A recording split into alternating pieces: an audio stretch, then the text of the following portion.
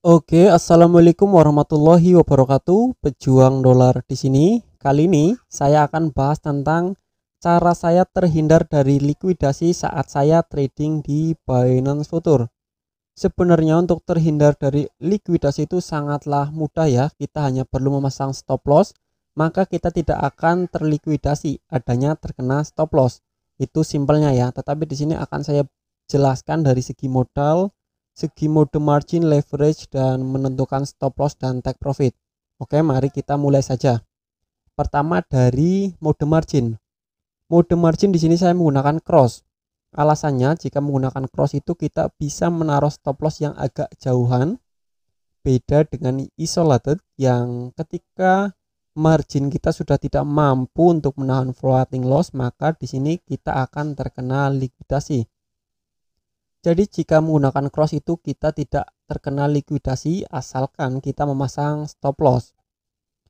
Selanjutnya dari modal. Modal itu bagi saya itu minimal 100 USDT dengan stop loss itu maksimal 2-3% atau 2-3 dolar ya. Jadi jika kita menaruh stop loss 2 dolar, maka kita itu memiliki 50 kali kesempatan untuk loss, dan itu menurut saya tidak mungkin ya jika kita analisa dengan benar.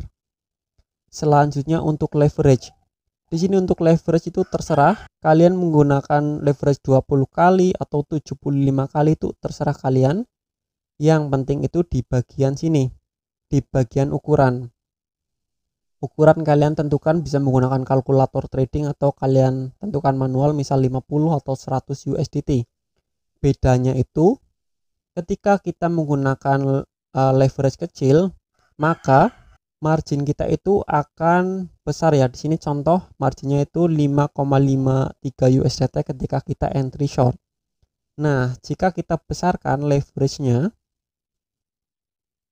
dengan entry di ukuran yang sama, itu nanti marginnya berubah menjadi kecil. Jadi perbedaannya itu hanya di margin. Dan nanti ketika sudah entry sebenarnya itu leverage itu tetap bisa dirubah. Misal saya entry ya 50 USDT, saya akan entry short karena memang sekarang market itu cenderung turun.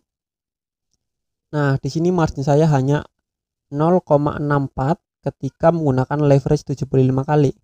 Kita bisa turunkan nih, misal ke leverage 20 kali dan margin itu naik. Tetapi untuk ukuran itu tidak berubah. Jadi untuk leverage itu terserah kalian ya, mau menggunakan berapa, yang penting bagi saya itu di ukuran. Oke, sudah. Selanjutnya untuk stop loss. Stop loss sudah saya jelaskan tadi, maksimal itu 2-3% dari modal kita. Misal kita melakukan analisa dan kita entry, sebelum entry itu harus menentukan stop loss terlebih dahulu ya. Misal di sini saya entry short dan stop loss saya akan taruh di atas 309, saya genapkan di 312 misal ya. Kita coba pasang. Mohon maaf jika agak berisik ya. Di 312 di sini stop loss saya di 2,13